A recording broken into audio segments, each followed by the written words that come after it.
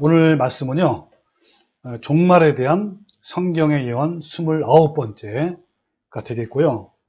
그리고 저그리스도의 교활한 전략 11번째입니다. 오늘 주제의 말씀은 바벨론 종교를 똑 닮은 한국 교회라는 제목으로 같이 말씀을 알아보겠습니다. 자, 오늘 본문 말씀이요, 요한계시록 17장 5절 말씀 같이 함께 읽을까요? 시작. 그의 이마에 이름이 기록되었으니 비밀이라 큰 바벨론이라 땅의 음료들과 가증한 것들의 어미라 하였더라. 아멘. 우리가 이 본문 말씀 가지고 여러 번 계속 하고 있는데요. 여기 나오는 큰 바벨론은 이 바벨론 종교를 말하는데, 이 바벨론 종교를 한마디로 말하면 혼합 종교, 짬뽕된 교회죠.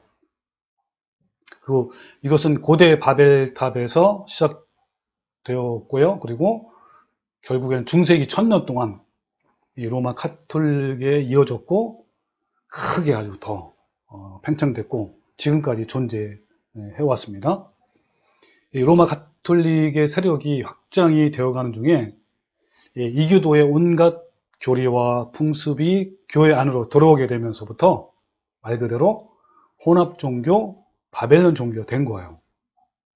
이들은 표면적으로는 뭐 하나님도 있고 예수님, 뭐 성령 등 이런 것들이 있지만, 안으로 들어가 보면 정말 우리가 지금까지 살펴본 것처럼 가증한 우상과 태양신 숭배, 뭐 여신 숭배, 이런 것들이 정말 가득 차 있어요.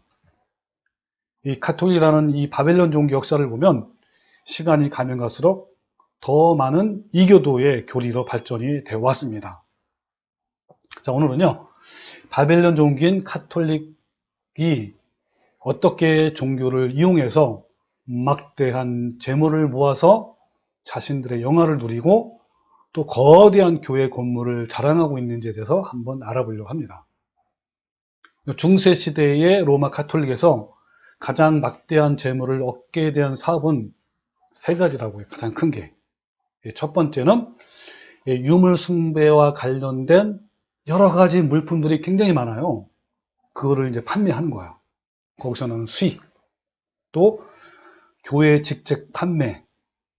하다못해 뭐 교황도 매매하잖아요. 뭐 신부, 추기경, 뭐 주교, 대주교 뭐 이런 직분들을 돈으로 사고 파는단 말이에요. 이때 돈이 어마어마하죠. 세 번째, 제일 많은 게요, 바로 면죄부 판매가 해당됩니다. 이 면죄부는요, 중세 시대에 처음 나온 것이 아니라 오래된 역사를 가지고 있어요. 그 과정을 간단히 소개하면, 콘스탄틴 황제 이후에 로마 교회는 죄의 문제에 대한 고민이 있었어요. 그러니까 세례를 받기 이전의 죄는 세례를 통해서 깨끗이 사함을 받는다고 믿었고, 그런 교리가 있어요. 세례 받으면 그동안 지었던 모든 죄가 다 용서받는 거죠. 근데 그 이후에 지은 죄, 자, 이걸 어떻게 하면 해결할 수 있을까? 이런 고민을 한 거죠, 이분들이. 물론 성경에는 뭐라죠? 회개와 거룩함으로 성화를 이뤄가라고 말씀을 하고 있잖아요. 천교 합당한 자가 되려면 주님의 말씀과 하나 된 삶을 살아야 하는데, 이것은 구체적으로 말하면 죄와 필리까지 싸워야 하는 길이고, 날마다 자기를 부인하고 자기 십자가를 지고 자아가 죽어야 하는 매우 어려운 길이란 말이에요. 그렇기 때문에 이 로마 카톨릭에서는 이러한 진리를 거부하고 좀 더 쉬운 길, 넓은 길이 뭘까? 이거를 이제 고민하고 그래서 교리를 만든 거죠. 그래서 어떻게 만들었냐면, 많은 사람들이 가장 편하고 쉬운 안정책으로 임종 직전에 세례를 받는 교리를 하나 만들었어요. 그 세례를 받기만 하면 지금까지 지었던 죄가 다 깨끗하게 되어서 결국 어디 가는 거야? 천국 간다고 이렇게 하는 거죠. 구원을 받는다는 교리만. 자, 그것이 바로 로마 카톨릭의 7가지 성례라고, 성례. 거룩한 예배라는 것이 197 가운데 이 마지막인 종부성사라는 것이 있어요. 이런 세례가 있는데 이걸 통해서 그동안 지은 모든 죄를 깨끗이 용서를 받는다라는 교리입니다. 자, 이에 대한 내용을 한번 기록을 제가 한번 보여드릴게요. 여기 보면 자, 출처에는 밑에 나와 있습니다. 예, 그 당시에는 글을 쓸 줄 아는 사람이 거의 없어 사제들이 유언을 주로 대소했다. 1170년에는 교황 알렉산드로 3세가 아예 사제 앞에서 하지 않은 유언은 합법적인 것이 아니라는 법령을 공포하였다. 유언서를 작성하는 공종인들은 파문되었다. 파문되니까 당연히 어떻게 된 거예요? 어디서 해야 돼요? 당연히 교황 앞에서 해야 되겠죠? 자, 그래서 이 종유가 아까 말한 뭐 종부성사, 뭐 병자성사 이런 거 말해요. 자, 이것은 카톨릭이 부를 축적하는 중요한 도구가 된 것이다. 그러니까 뭐요? 종부성사라는 이런 세례를 통해서 그때 할 때 뭐를 받는 거예요? 예, 헌금을 받는 거예요, 헌금. 네, 그때 돈이 많이 생긴단 말이에요. 그러니까 카톨릭 교회는 세례 이후의 죄의 문제를 시간이 흐르면서 그 답을 찾는데 이것을 뭐라고 그러냐면 대죄. 이 대죄는 뭐냐면 자신이 지은 죄를 어떤 것으로 인해서 대신해서 해결하는 것이 대죄예요. 대신 죄, 할 때 죄.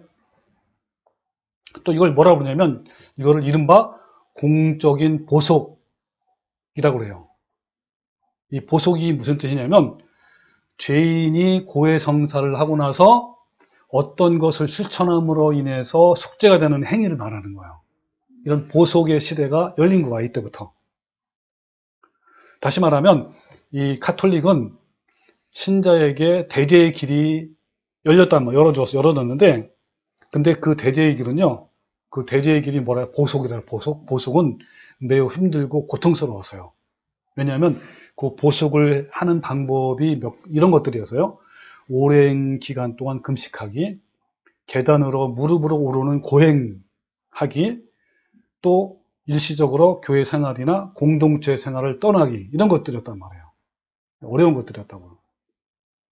근데 이런 대죄의 방법이 점점점 시간의 감에 따라 쉽게 변했어요. 어떻게 변했냐면 1차 니케아 공의회 그때부터 주교들은 진지하게 회개한 신자들에게 이 보속의 기간을 감면해주고 이런 권한을 이제 부여를 해줬단 말이에요.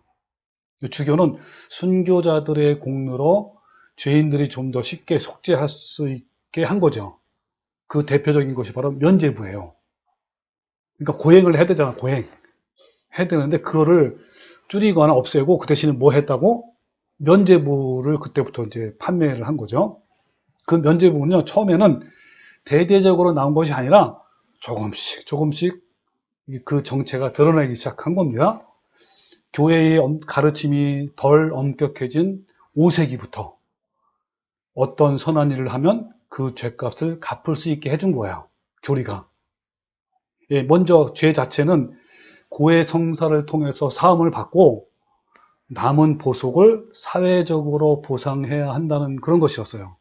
근데 이전 보속의 길은 너무나도 힘들고 험난해서요. 아까 말한 대로 뭐 오랜 동안 금식해야 되고 뭐 계단으로 무릎으로 올라가야 되고 이런 거 많았단 말이에요. 이런 것도. 근데 5세기부터는 이런 대죄가 점점 쉬워졌단 말이에요. 마치 그 교통법규 위반자가 교육을 받으면 그 벌점이 줄어들거나 면허 정지 기간이 줄어드는 것처럼 이렇게 한 거죠. 11세기에 들어오면서부터는 카톨릭 교회는 대죄에 대한 개념이 더 발전됐어요. 성인들의 공로로 무한한 은총을 받아가지고 그 은총을 나눌 수 있다라고 생각한 거예요. 한 걸음 더 나가서 자기 자신을 위해서뿐만 아니라 이미 세상을 뜬 사람, 죽은 사람이죠. 사람들 위해서도 대속을 얻을 수 있다라고 하는 거예요. 또한 죄인들이 연옥에서 속죄해야 할 기간을 줄일 수 있다라고 이렇게 또 이 교리를 만든 거란 말이에요. 그래서 교황들과 주교들은 죄인들의 속죄를 위한 기도문을 이렇게 만들었고요. 이 기도문을 가지고 신부가 대죄를 할 수 있게 만들었어요. 자, 이런 것이 바로 초기 면죄부의 시작이란 말이에요.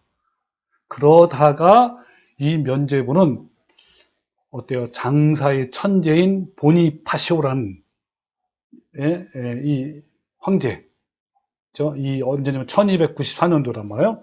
이때에 성 베드로 성당 건축 기금이 너무 부족한 거예요. 그래서 성 베드로의 성당을 순례하는 이들에게 최초로 면죄부를 발행하게 된 거예요. 발행했단 말이 뭐냐면, 발행해서 뭐 했단 말이에요? 팔았단 말이에요. 왜? 뭐 때문에?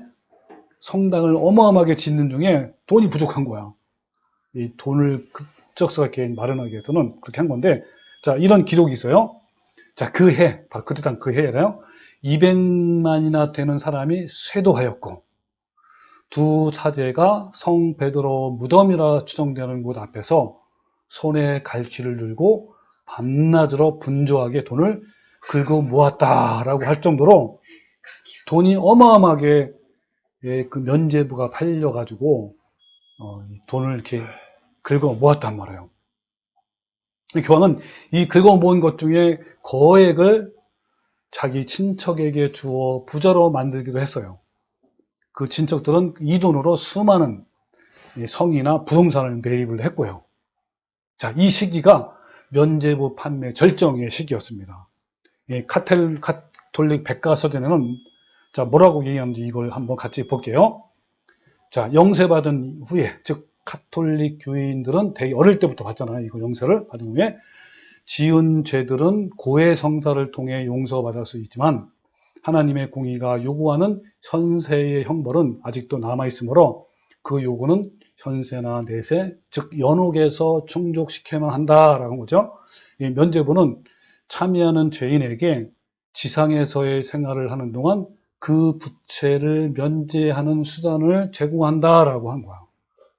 네, 이렇게 이제 함으로써 그들을 면죄부를 이제 판매한 거죠. 그러니까 면죄부가 가능한 것은 카톨릭의 공덕 축적 사상에서 나온 거예요. 이 성인들의 축적된 공덕을 죄인들에게 나눠줄 수 있다라는 가르침 때문에 그런 거예요. 자, 성인들은 죽은 성인들도 포함돼요. 그 죽인 성인들이 그 세상에서 쌓은 공덕이잖아요. 그 공덕을 현재 사는 사람들이 돈을 주고 이제 사는 거란 말이에요. 그 공덕을. 그러는 거예요.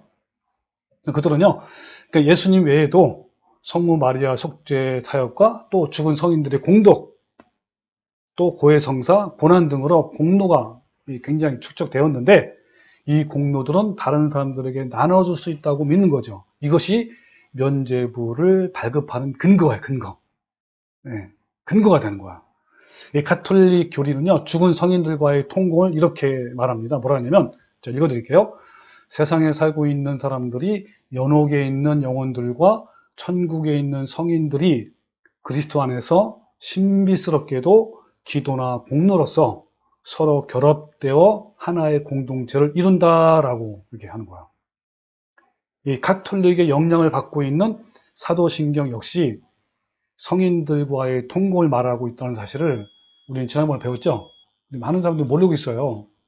자, 지난번에 사도신경에 자세히 알아봤는데 그 부분 다시 한번 얘기해 보면 개신교의 사도신경을 뭐라고 하냐면 거룩한 공예와 성도가 서로 교통하는 것과 그랬는데 똑같은 말이에요. 똑같은 것을 어떻게 이제 카톨릭에서는 원래 카톨릭 신화 성경이죠. 뭐라고 하냐면 거룩하고 보편된 교회와 모든 성인의 통공을 믿으며 이게 이 원래 거를 개신교에서는 이렇게 이제 번역을 한 거란 말이에요. 자기에 맞게 거룩한 공예와 성도와 서로 교통하는 것과 이런 식으로. 그래서 이 사도신경의 뿌리는 카톨릭에서 나온 것인데 카톨릭의 사도신경을 개신교에서 조금 바꿔서 사용한 거예요. 여기서 성도는 뭐냐면 카톨릭의 성인을 말하는 것이고요. 이는 죽은 자들을 말하는 거예요. 여러분, 카톨릭은 교회를 세 개로 구분했잖아요. 혹시 기억나요? 뭐 뭔지? 하나는 현재 지상교회를 말하고 있고, 두 번째는 지상의 모든 죄악과 싸워 이긴 천국에 있는 성인, 또 성녀들의 무리 곧 천상교회, 이걸 말하고요. 세 번째는 단련교회라고 해요. 단련교회로 연옥에서 죄와 보속을 받고 있는 자들의 무리 세계를 말합니다. 그래서 카톨릭의 주장은 이들 세 교회가 서로 기도를 통해서 통공할 수 있다라고 하는 거예요. 그 세상에 있는 교회가 죽은 성인들의 이름으로 자신이나 누구를 위해 기도하거나 연옥에 있는 이들을 위해 기도하면 어떻다는 거예요? 천국에 있는 성인들이 하나님께 대신 기도한다라고 이렇게 하는 거예요. 자, 이 세 교회를 신비스러운 그리스도의 신비체라고 이렇게 말합니다. 그래서 가톨릭은 사도신경을 외울 때마다 어떤 걸 외워요? 네, 모든 성인들의 통공을 믿으며라고 고백을 하는 거예요. 그러니까 가톨릭의 공덕 축척 사상이 면죄부의 발급 근거가 된다라는 이 주장이 1343년 교황 클레멘스 6세의 대칙서라는 걸 통해서 반포했어요, 이 교리를. 네. 그래서 이 가톨릭의 교리에 따르면요, 면죄부의 근원은 그리스도와 성인들의 공로로 구성된 것이라고 이렇게 말합니다. 면죄부는 그리스도의 대속을 무효화시키고 중보 사역을 훼손하는 이단적 교리예요. 만약 이 당시에 이와 비슷한 주장을 어떤 목사가 했다면 그는 파문에 피할 수밖에 없을 거예요. 그러니까 면죄부는 이건 이단적인 사상이다라고 당시에 만약 목사가 얘기했다면 파문당한단 말이에요. 자, 이제는 너무 드럽게도 이런 사상을 가진 가톨릭과 개신교는 거의 하나가 되어가고 있어요. 아무런 의심도 없이. 그리스도는 우리의 죄를 대속하시는 유일한 화목제물이신데도 불구하고, 그죠? 또 오직 그리스도만이 인간의 죄를 대속할 수 있잖아요. 근데 이들은 이렇게 이야기하면서 주장하는데도 불구하고 그냥 너무 자연스럽게 이렇게 연합하고 통합한단 말이에요. 자, 이 마리아나 또 다른 인간, 성인들이죠. 이 첨가된다는 것 자체가 신성모독이고 이단적 주장이란 말이에요. 그런데 성경의 근거가 전혀 없는 면죄부 사상이 그토록 지지받고 남용되고 있음에도 받아들여지고 있다는 사실이 정말 놀라울 뿐인 거예요. 자, 면죄부는요, 그것을 발부하는 사제에게 있어서 돈과 연관이 되기 때문에 역사적으로 엄청난 부패가 있었어요. 그래서 이런 말 있죠? 돈이 모이는 곳에 뭐가 있다? 온갖 파리떼가 다 모인대요. 이게 틀림없는 사실이라는 거예요. 부패가 있단 말이에요. 자, 이 점에 대해서 가톨릭 백과사전은 다음과 같이 진술합니다. 자, 한번 보여드릴게요. 자, 이 관행은 중대한 위험을 내포하여 곧 넘치는 악의 근원이 되어버렸으니 돈을 긁어 모으는 방편인 면죄부는 금전상 이익의 수단으로 돈을 목적으로 일하는 성직자들에 의하여 활용되었는데 그 남용이 어떻게 했다고요? 편만하다. 얼마나 많이 이 면죄부를 통해서 많은 사람들이 돈을 착복하고 돈을 이렇게 갈취하고 이런 것들이 많았단 말이에요. 자, 그래서 이러한 면죄부는 그것을 산 죄인보다 판 사제가 더 큰 죄인이 되는 거예요. 또한 면죄부 서류를 사제들에게 받아서 죄인들에게 파는 이 중간 상인들로 인해서 그 부패의 파장은 더 커졌단 말이에요. 온갖 여기에 관련된 사람이 다 모여가지고 부패에 참여했단 말이에요. 또 읽어볼게요. 가톨릭 백과사전에 나오는 내용인데요. 자, 1450년경 옥스퍼드 대학교의 총장인 토마스 가스케이는 면죄부 상인들이 군회를 돌아다니며 면죄부 서류를 때로는 2펜스, 이제 돈이죠. 2펜스의 가격으로 때로는 맥주 한 컵을 사기 위해 또는 매춘부를 사기 위해 그리고 육욕적 사랑을 위해 면죄부를 팔고 있다고 불만을 토로한 적이 있다라고 이렇게 기록하고 있습니다. 예. 바로 이 면죄부 판매 때문에 독일의 종교 개혁의 불이 루터에 의해서 앞당겨졌어요. 성 베드로 성당 건축 비용이 부족하자 교황은 면죄부를 판매하기 시작했습니다. 당시 독일의 마인츠의 대주교 누구였냐면 이름이 알브레이트예요.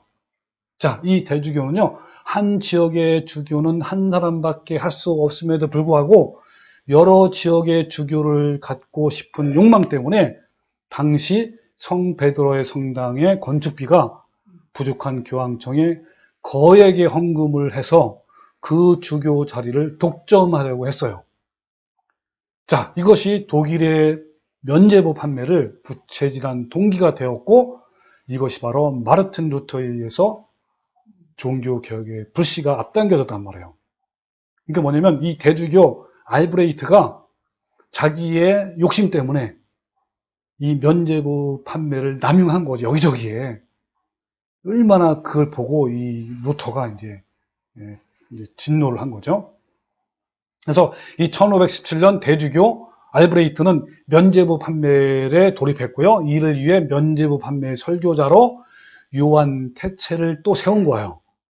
그리고 면죄부 판매 촉진 전도사로 도니크 회원들을 임명했단 말이에요. 그러니까 어때요? 굉장히 조직적으로 어떻게 했다는 거예요? 사람들에게 홍보도 하고 설교도 하고 조직을 만들어서 대대적으로 면죄부 판매를 했다 이 말이에요. 이 대주교 알브레이트는 면죄부가 한 장이라도 더 팔리면 그만큼 자신의 수익이 많아지고 로마 교황청에도 많은 헌금을 보내게 될 테니 누이 좋고 매우 좋은 것이라 생각한 거예요. 그러니까 면죄부 판매 설교자인 또 요한 티체로는요, 자기 사생활도 엉망이었고 미천한 행위를 일삼는 사람으로 알려져 있겠고 또 사기꾼 같은 짓을 일삼는 일을 해왔던 사람이었어요. 그러나 이 알브레이트의 의도대로 면죄부는 날개 돋친 듯이 팔려나갔고 사람들은 면죄부에 대한 설교하는 이 요한 티첼의 주의로 몰려들었다면 인기였단 말이에요. 그 사생활은 엉망이었지만 그가 말하는 이 설교는 어마어마했단 말이에요. 너무 잘했단 말이에요. 감동을 주었고 이 사기꾼 요한 티첼의 달변, 이 달변은요 대중들을 사로잡기에 충분했다라고 해요. 자, 이 요한 티첼이 독일 마을에 들어올 때 목격자가 진술한 내용을 한번 제가 읽어드릴게요. 자, 어떤 내용이냐면 면죄부 판매인이 마을에 들어올 때 판매인 앞에 벨벳과 금으로 된 천위의 교서는 교황의 공문이에요.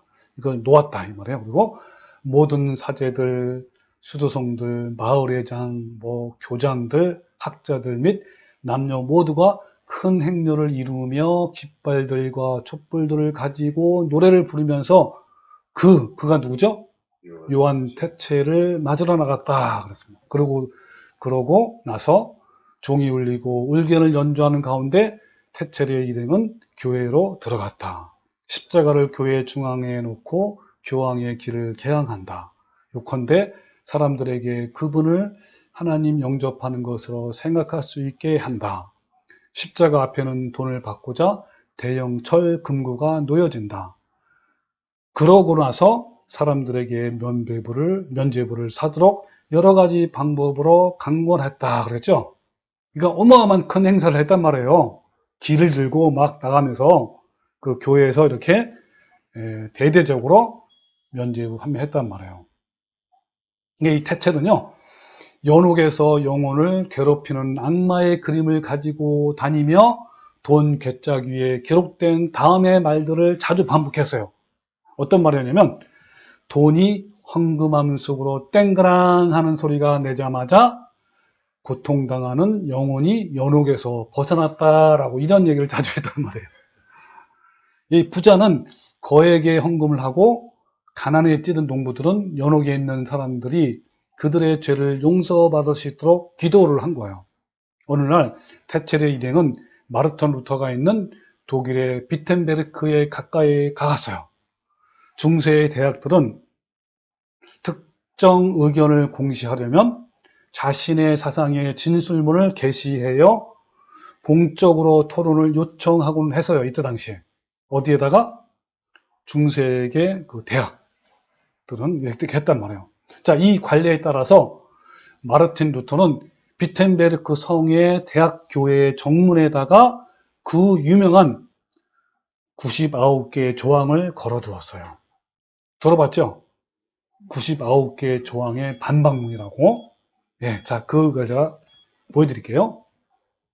자, 여기 뭐라고요? 99개의 조항. 이걸 간략하게 어떤 것들이 조항이 있었는지 중요한 것들만 제가 한번 읽어볼게요. 자, 예수 그리스도께 회개하라 하고 말씀하신 것은 믿는 자들이 전생애 동안 계속 참여해야 한다라는 것이에요. 두 번째는 회개는 사제에 의해 집행되는 것으로 되지 않는다. 그리고 참회는 내면적 참회가 외적으로 여러 가지 육력을 죽임으로 나타내지 않는다면 그것은 참된 참회를 할 수 없다. 내면적 회개는 우리가 천국에 들어갈 때까지 계속된다. 또 교황은 아무것도 용서할 수 없다. 그리고 교회의 선언에도 죄는 제거하지 않고 용서받지 못한다. 그리고 하나님은 철저히 겸손되지 않는 사람의 죄책을 용서하지 않으신다. 고해와 참회는 산 자에게만 부여되는 것이지 죽은 자에게는 해당되지 않는다. 임종을 맞이한 사람에게 장차 사면받을 연옥 때문에 참회를 보리하는 사제들은 목매하고 사악하다. 교황의 면죄부를 샀다고 해서 사람들이 모든 징벌에서 해방받고 행복해진다고 말하는 면죄부 판매의 권유자는 그릇되다. 나쁘다는 거죠. 또 교황은 연옥에 있는 영에 대해서 단 하나의 징벌도 살 수 없다. 헌객궤에 떨어진 돈이 쩌렁 소리를 내자마자 연옥에서 영혼들이 올라온다고 하는 설교는 교설, 그죠? 교묘하게 꾸며내는 말이다. 또 어떤 크리스천이든 자기의 죄에 대해 참된 회개를 하는 사람은 면죄부 없이도 완전히 면죄받는다. 가난한 자를 구제하고 궁핍한 자에게 구워주는 사람은 면죄부를 사는 것보다 더 나은 것을 행한다는 것을 그리스도인들에게 가르쳐줘야 한다. 제일 부자보다 더 큰 부자인 교황이 성 베드로 성당을 세우는데 불쌍한 그리스도인의 돈으로 하기보다 자기 돈으로 할 것이 아닌가? 그렇죠. 또 평화가 없는데도 평화를 말하는 모든 예언자들은 사라졌으면 좋겠다. 상황이 이렇게 되자 어때요? 추기경, 그때 당시 추기경이죠. 카예탄이 루터에게 뭐라고 말했냐면 나는 뉘우친다 라는 말 한마디만 하면 내가 다 용서해 줄게 라고 한 거예요. 그죠? 그러나 루터가 단호히 거부하자 교황청은 루터를 위협한 거예요. 이 교서의 내용 일부를 인용하면 다음과 같습니다. 읽어볼게요. 오 주여 일어나서 당신의 입장을 밝히소서. 야상의 산돼지가 누구예요? 루터란 말이에요. 루터가 당신의 포도나무를 침범했나이다. 모든 성자들과 우주적 교회여 일어나소서. 당신들의 성경 해석이 침범받았나이다. 이렇게 한 거예요. 그러니까 루터의 주장이 카톨릭에 대해 정면적으로 도전을 받은 것이 된 거죠. 그래서 1521년 4월 17일 루터는 브롬주 국회에서 신성 로마 황제 앞에 서서 자신의 신학적 입장을 밝히게 되었습니다. 네, 이때 많은 사람들이 루터에게 브롬주 국회에 들어가지 말고 피신하라 이렇게 얘기한 거예요. 거기서 증언을 해야 되는데 이제 오기만 하면 어떻게 했다는 거야? 잡아서 죽이겠다라고 했기 때문에 들어오지 말라고 이렇게 한 거란 말이에요. 예. 그런 가운데 4월 14일 루터는 슈팔리틴에게 다음과 같은 편지를 남겼어요. 뭐라냐면 나는 갈 것이요. 비록 사탄이 질병보다 더 나를 방해하려고 무슨 짓을 행한다 하더라도 말이요. 물론 찰스가 당시에 황제. 자, 찰스의 명령 또한 나를 두렵게 하려고 발표된 것으로 알고 있어. 그러나 그리스도는 살아있고 우리는 모든 지옥의 문들과 공중의 권세에도 불구하고 브름스로 들어갈 것이요. 만일 브름스의 지붕 위에 있는 귀화장처럼 많은 마귀들이 나를 겨냥하고 있어도 나는 여전히 그 도시에 들어갈 것이요 라고 이렇게 고백을 한 거예요. 당당하게. 그래서 1522년 3월 5일에 그 서신에서 또 이런 표현을 했습니다. 나는 두려워하지 않는다. 하나님은 사람을 담대하게 만들 수 있다. 이라고 한 거예요. 루터는 그 두려운 자리로 나가기 전에 그가 작사한 것이 있어요. 그게 뭐냐면 우리 방금 전에 부른 찬송가 내 주는 강한 성이요. 예, 이 가사를요, 작사를 그 당시에 독일 민요의 멜로디에 맞춰서 이렇게 부른 거란 말이에요. 이 찬송을 마음속으로 계속 부르면서 증언장으로 힘차게 들어갔고 힘차게 진리를 증언했어요. 자, 제가 보여드릴게요. 다시 한번 찬송가 515장이죠. 내 주는 강한 성이요. 자, 읽어볼게요. 내 주는 강한 성이요 방패와 병거 되시니 큰 환난에서 우리를 구원하여 내시리로다. 같이 읽을까? 시작. 옛 원수 마귀는 이때도 힘을 써 모략과 권세로 무기를 삼으니 천하에 누가 당하랴. 내 힘만 의지할 때는 피할 수밖에 없도다. 힘 있는 장수 나와서 나를 대신하여 싸우네. 이 장수 누군가? 주 예수 그리스도의 만군의 주로다.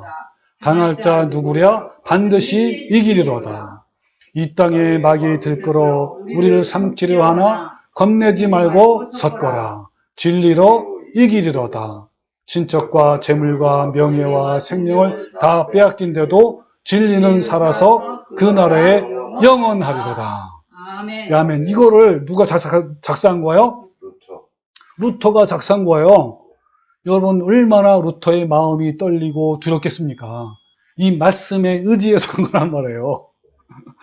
자, 드디어 4월 16일 화요일 오전 10시 브롬스의 시민들이 점심 식탁에 앉았을 때 이단의 우두머리가, 이 우두머리가 누구예요? 루터란 말이에요. 루터가 곧 도착한다는 나팔 소리가 울려 퍼졌어요. 루터는 브롬스 국회에 도착했단 말이에요.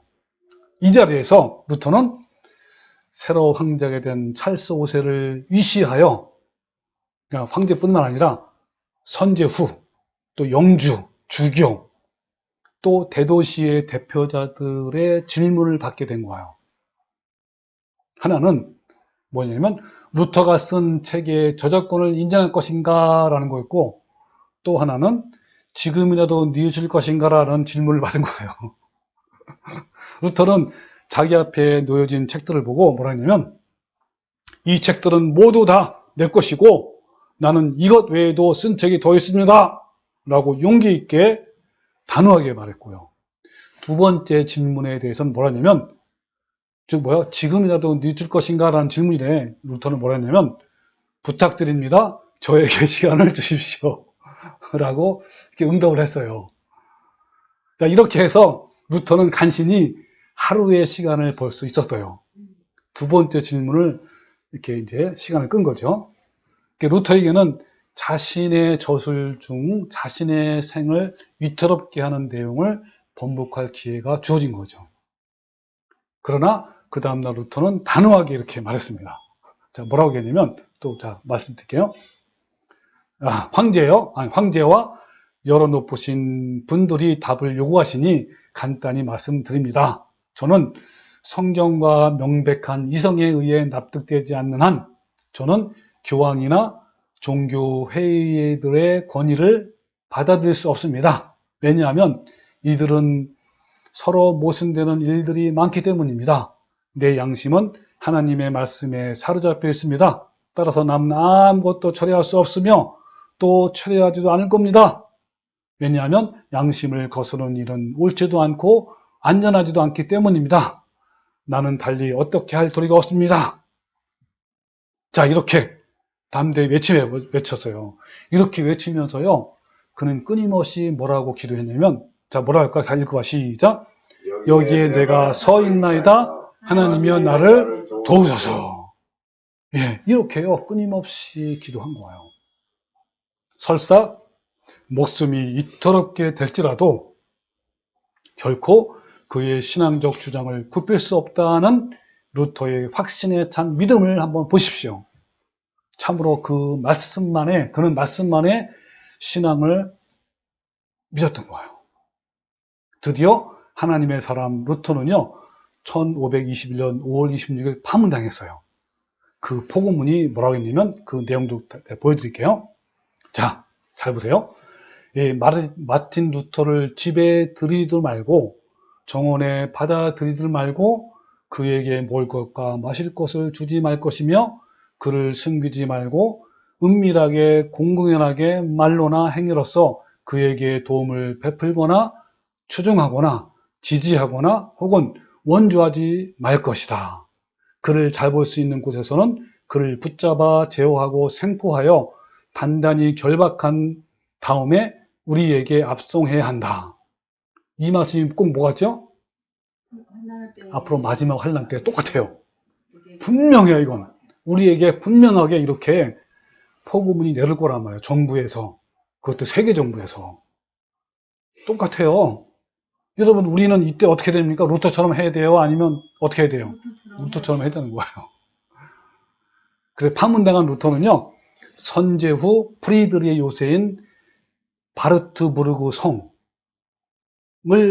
찾아가서 은신처로 삼아가지고 12년 동안 피신했어요. 네. 그래가지고 그 당시의 성경은요, 이 라틴어로만 되어 있어가지고 사제조차도 읽지도 못하는 성경을 그는 이곳에서 신약 성경 전체를 헬라어에서 독일어로 번역했고 또 이어서 구약까지도 시작을 했어요, 번역을. 경이롭게도 총 12년이나 걸려서 1534년 9월에 최초의 완역본인 비텐베르그 성경이 출판됐어요. 독일어로 처음으로.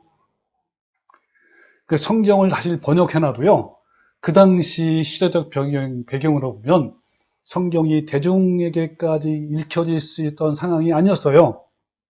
근데 너무너무 놀랍게도요, 때마침 산업혁명이 일어나서 그 유명한 구텐베르크에 의해서 금속 활자가 발명됐어요. 그러니까 성경이 대량으로 퍼져지기 시작했단 말이에요. 이것 이 덕분에. 하나님의 역사였단 말이에요, 이게. 그래서 루터는 1546년 2월 18일에 63세의 나이로 아이슨베에서 사망했고요. 유해는 비텐베르그 성교회에 안치되었어요. 그의 만료는 그의 개혁 초기와 같이 매일매일 분주했어요. 끊임없는 편지 답장도 해야 되고요. 계속되는 강의와 설교로 바빴어요. 게다가 이 만성적인 귀병과 담석증과 같은 질병으로 인해서 고통당을 했습니다.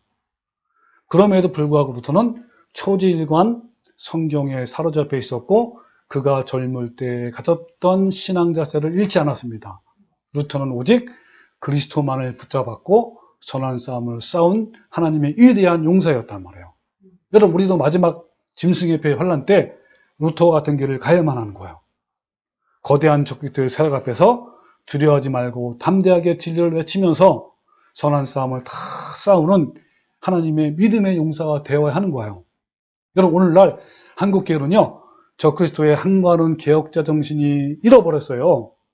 아니, 오히려 그 세력들과 연합하고 통합운동을 하고 있습니다. 이 얼마나 통탄할 일이 아닙니까? 오늘날 한국교회는요, 타락한 바벨론 종교, 로마 가톨릭을 점점 닮아가고 있어요.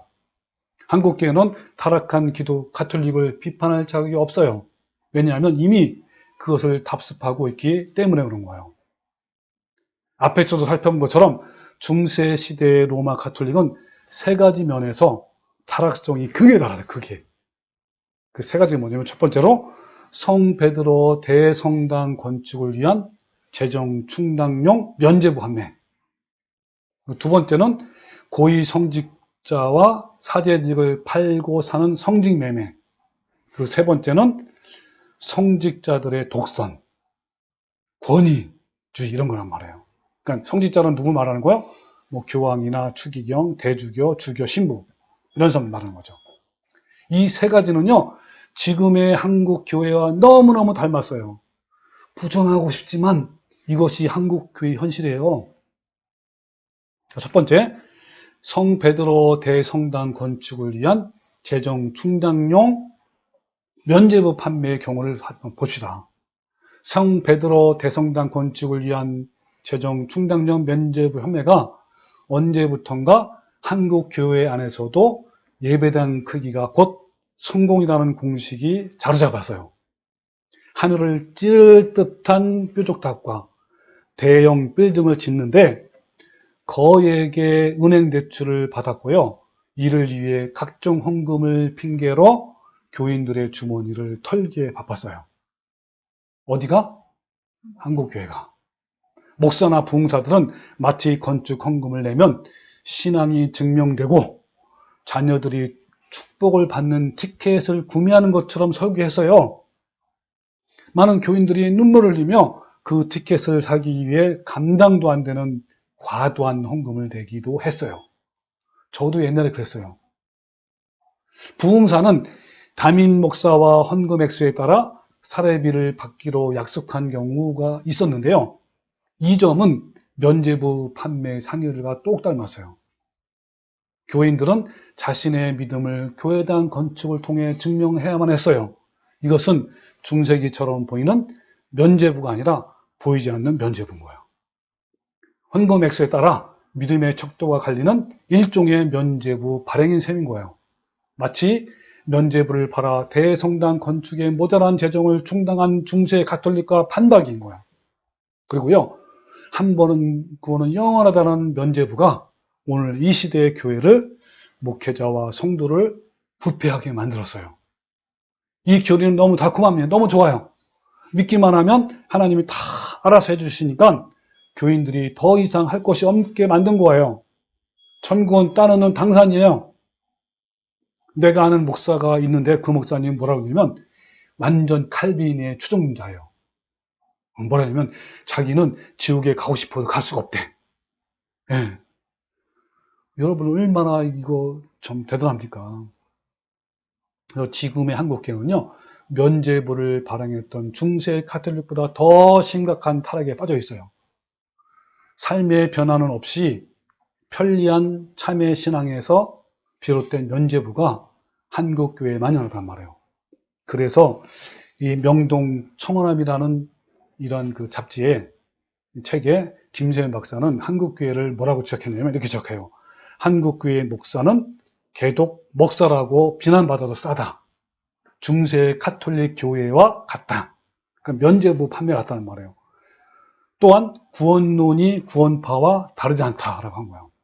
현재 한국교회의 부패 원인은 진리를 저버리고 대중의 인기에 따라 그저 믿기만 하면 의롭게 된다는 가짜 복음이 부패의 원인이 된 거예요. 자, 두 번째. 고위 성직자와 사제직을 팔고 산 성직 매매의 경우를 한번 알아볼게요. 그러니까 성직 매매는 로마 가톨릭처럼 교회, 한국 교회 안에 빈번히 이루어지고 있는 것 중에 하나예요. 이거는요, 대형교회부터 작은교회 다 해야 된대요. 장로, 권사, 안수 집사의 이런 인직식을 할 때 어때요? 정해진 가격에 헌금을 내야만 이런 직분을 받을 수 있어요. 그러니까 이런 가격에 팔려나간 거 쉽게 말하면 일정 금액의 헌금을 내지 않으면요, 직분을 받지 못하는 이런 형태는요, 중세기 가톨릭과 똑같아요. 이들은 목회가 아니라 세속적인 성공이나 욕망, 재물, 권력에 함몰되어 있단 말이에요. 교인들이 낸 헌금을 개인 재산인 것처럼 쓰기도 하고요. 여자 성도들을 성적 노리개로 일삼는 인면수심의 형태가 너무너무 많아요. 자, 이번엔 세 번째. 성직자들의 독선. 네, 알아볼게요. 한국교회는요, 중세기 로마 가톨릭처럼 담임 목사가 절대 권력을 가지고 있어요. 교회 목사들은요, 권력의 빌부터 정치인 것처럼 어깨에 잔뜩 힘이 들어가 있단 말이에요. 그들은요, 주님을 뛰어넘는 절대자로 군림해요. 예배당은 그들의 왕국입니다. 모든 의사결정을 내리고 본인의 뜻에 어긋나면 가차없이 내쳐요. 누굴 내칩니까? 예, 전도사는요, 그냥 말 그대로 무슨 파리의 목숨이에요. 그 다음에 목사들, 부목사도 많잖아요. 그분들도 마찬가지고요. 예, 이렇단 말이에요. 그래서 그들은 주님을 뛰어넘는 절대자로 군림한단 말이에요. 예, 자신의 의견을 따르지 않으면 이단이나 사이비로 낙인 찍기도 하고요. 이들은 교회의 모든 재산을 자신의 소유로 생각합니다. 심지어 교인들까지 자신의 소유로 생각하기도 해요. 교회의 재산을 이용하는 것과 여성도를 대상으로 성추행을 일삼는 것도 위와 무관치 않습니다. 차마 입에 담지 못할 일들이 한국 교회 내에서 일어나고 있어요. 안타까운 것은 대부분 교인들은요, 이러한 담임 목사의 절대 권력을 지지해요. 네. 자, 무지한 교인들은요, 집단 이기주의에 빠져서 담임 목사의 잘못한 것도 보고도 덮어주기에 급급하고요. 오히려 정직하게 말하는 교인들을 담임 목사를 대신해서 갚아주는 그런 역할까지 한단 말이에요. 자, 이를테면 충실한 찬양교와 마찬가지단 말이에요. 자신의 왕국을 건설한 담임 목사들은 거기서 끝나는 것이 아니라 자기 자녀들한테, 자식들한테 대물림을 하는 거예요. 이것은 조선시대나 북한에서 나올 법한 자식에게 세습을 눈 하나 깜짝하지 않고 실행에 옮깁니다.